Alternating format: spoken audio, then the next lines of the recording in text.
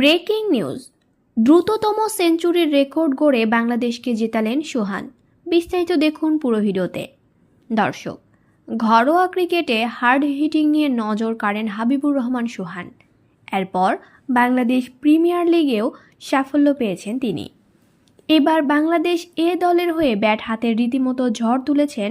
Rising star Asia কাপে হংকংয়ের বিপক্ষে ৩৫ বলে করেছেন সেঞ্চুরি, যা বাংলাদেশের টি-20 ক্রিকেট ইতিহাসে দ্রুততম সেঞ্চুরির রেকর্ড। সোহানের এমন তাণ্ডবে ৫৪ বল হাতে রেখেই ৮ উইকেটে জয় পেয়েছে বাংলাদেশ।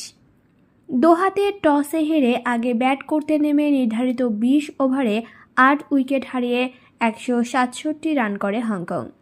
জবাবে ১১ ওভারে ২ উইকেট হারিয়ে জয়ের বন্দরে পৌঁছে যান বাংলাদেশ এ দল। ১৬৮ রানের লক্ষ্য তাড়ায় বাংলাদেশকে উড়ন্ত সূচনা এনে দেন দুই ওপেনার সোহান এবং জিসান আলম।